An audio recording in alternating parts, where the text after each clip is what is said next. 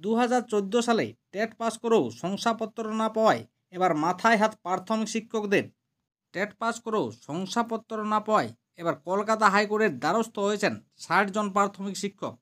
তাদের অভিযোগ, ওই শংসাপত্র না থাকায় নিয়োগ দুর্নীতির তদন্তে বারবার সিবিআইয়ের কাছে হেনস্থা হতে হচ্ছে।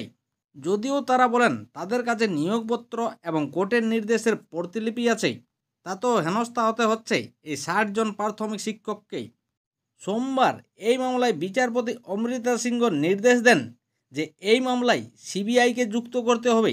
টেট সংক্রান্ত নথি সিবিআইয়ের কাছে আছে কিনা তাও কিন্তু জানাতে হবে। এছাড়া বিচারপতি বলেন প্রাথমিক শিক্ষা পর্ষদের আরও দায়িত্বশীল হওয়া প্রয়োজন।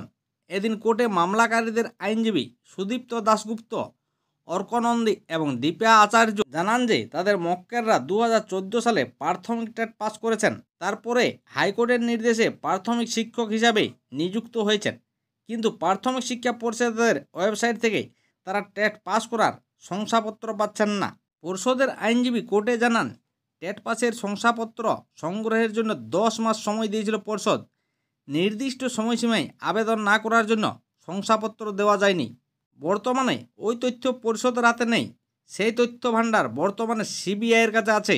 আর ওই তথ্য পেলেই শংসাপত্র প্রকাশে কোনো আপত্তি পরিষদের নেই। যদিও আইনজীবী সুদীপ্ত দাশগুপ্ত দাবি করেন যে টেট পাসের মেধা তালিকা পরিষদের কাছে থাকা উচিত।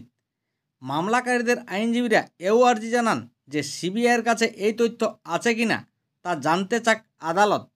এরপর উভয় পক্ষের বক্তব্য শোনার পর বিচারপতি অমৃতা সিংহ বলেন পরিষদের গাফিলতিতে মামলাকারীদের হেনস্থা হতে হচ্ছে, তাই পরিষদের আরও দায়িত্বশীল হওয়ার প্রয়োজন। এর পাশাপাশি সিবিআইকে মামলায় যুক্ত করার নির্দেশ দিয়ে তিনি বলেন যে এই মামলা সংক্রান্ত তথ্য তাদের হাতে আছে কিনা তা কিন্তু সিবিআইয়ের তদন্তকারীদের জানাতে হবে এবং তা থাকলে আদালতে পেশ করতে হবে। তাছাড়া আগামীকাল বুধবার মামলার কিন্তু পরবর্তী শুনানি রয়েছে। এরপর এই 60 জন প্রাথমিক শিক্ষককে আদালত কী রায় দেয় সেটাই কিন্তু এখন দেখার বিষয়।